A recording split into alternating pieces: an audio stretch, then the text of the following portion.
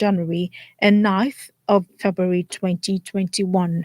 This is contained in a statement signed by the Executive Chairman, Nigerian Communications Commission, Umar Dambata, and the Director General, National Identity Management Commission, Aliyu Aziz.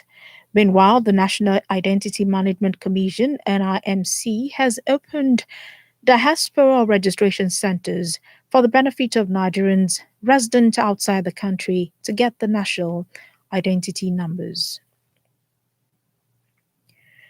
The Oyo State Governor, Engineer Seyi Makinde, has signed the state's 268.8 billion naira 2021 appropriation bill into law.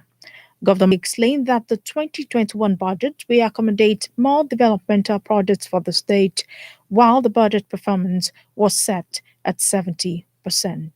Need to maintain a positive outlook for 2021. Many of the projects we started in 2020 have less than 18 months cycle. So we will see a good number of projects initiated by our administration completed in 2021. So there's a lot to look forward to in 2021. God sparing our lives. In fact, a look at the budgetary allocations shows that there is still a lot to be done in various sectors. It is certainly not Uhuru, but we will continue to do our best to make things work in our dear state. The governor noted that the budget will increase the state's ability to respond to economic challenges. For 2021 fiscal year, we will continue to be innovative and creative in our approach to financing. The total sum for the budget is 268.8 billion. We have some alternative finance models which we will be exploring in 2021. So this project, which we house saw as imperative, will still be implemented. However, we will carry out those projects without incurring higher interest on loans or negatively impacting Oyo State's economic policies and budget performance. It will be recalled that Governor Makinde ordered the downward review of the 273.7 billion naira budget earlier approved by the House of Assembly to 268.8 billion naira due to the need to achieve a favorable budget performance. This is news around the world on Pensioners 106.7 FM. Let's now talk some pension and labor stories around the world.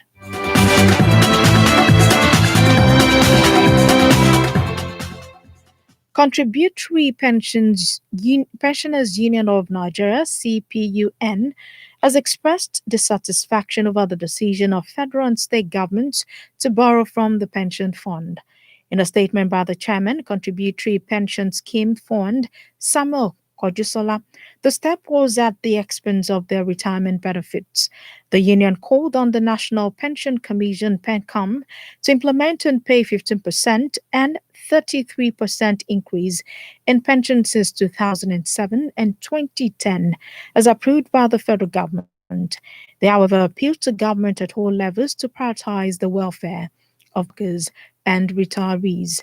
Secretary to the state government, Osara Dion Oge, in a statement, said the governor gave the directive in line with the standing order for prompt payment of salaries and pensions to workers. Oge noted that the early payment is also aimed at supporting Christians in the state who are set to celebrate the Christmas festivities. Kenyan doctors working in government hospitals have launched a nationwide strike over inadequate insurance benefits and lack of protective equipment while treating COVID-19 patients. The strike began after the Kenya Medical Practitioners, Pharmacists and Dentists Union said there had been no resolution of grievances raised over the last 8 months. It's a record that at least 14 doctors died of the coronavirus in Kenya since the first case was confirmed in March. You're still on to news around the world on Pensioners 106.7 FM, Ibadan. Now to other stories. Attacked by rebels advancing to the capital, Bangui. The Rwanda and Car governments have accused former President Francois Bozize of backing the rebels and plotting a coup, which he has denied. Mr. Bozize has been barred from a presidential election due on Sunday. Report says the daughter of the late former Ethiopian Prime Minister Meles Zenawi has been arrested. Zenawi was arrested in Tigray's regional capital of Mekelle. Reports reveal that the Ethiopian authorities have not commented on the alleged arrest. Federal troops took over Mekelle at the end of last month after weeks of conflict with fighters loyal to the Tigray People's Liberation Front, the party that used to control the region. Meanwhile, United States lawmakers have approved a $900 billion relief package for the world's biggest economy to provide a long sought boost for millions of Americans and businesses battered by the coronavirus pandemic. Overwhelming approval in the Senate and House of Representatives clears the way for the legislation to be sent to President Donald Trump to be signed into law.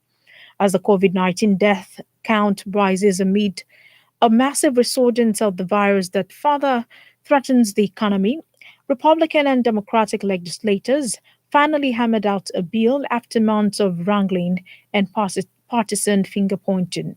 The deal will spare millions of jobless workers who were days away from seeing their unemployment benefits expire and provide a new round of cash payouts. Sydney has recorded its fewest number of new Australian city may contain a recent outbreak. The city has seen 90 infections since the outbreak was detected in its northern beaches region last week. Report says the nation is currently seeing almost no cases outside Sydney. The United States has placed export restrictions on more than 100 Chinese and Russian companies with alleged military ties. United States exporters will be required to get a license before they transfer designated items to companies on the blacklist. The list includes a large number of Chinese aerospace companies as well as Russia's Foreign Intelligence Service. Now to India, which has decided to halt flights to and from the United Kingdom in response to a new, more infectious coronavirus variant spreading in the nation.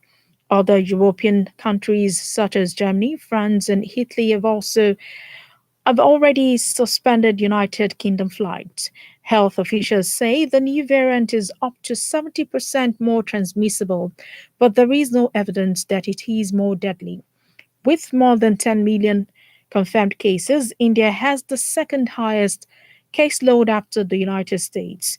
India's Ministry of Civil Aviation said flights will be suspended from the 22nd to the 31st of December.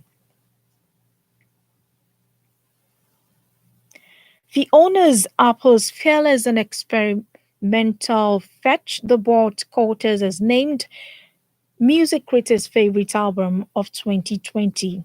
The United States singer-songwriter's first record in 8 years topped a poll compiled by BBC News. Cardi B and Megan Thee Stallion's Buzz Heavy Rap Anthem was named the year's best song. Now to the exciting world of sports. President of the Ultimate Fighting Championship, Dana White, says John Jones is ready to return to the Ultimate Fighting Championship UFC and has talked up a mega fight with Israel Adesanya. The UFC president also expressed his desire in booking Jones against fierce rival Adesanya. Jones has since vacated his UFC light heavyweight title as a heiser move to the heavyweight division. To end the news around the world, here's a recap of the main stories. The federal government has imposed new restrictions amid the rise in cases of coronavirus in various parts of the country. Rwanda has deployed what it called a protection force to the Central African Republic after its peacekeepers there were attacked by rebels advancing to the capital, Bangui. United States lawmakers have approved a $900 billion relief package for the world's biggest economy. And businesses battered by the coronavirus pandemic.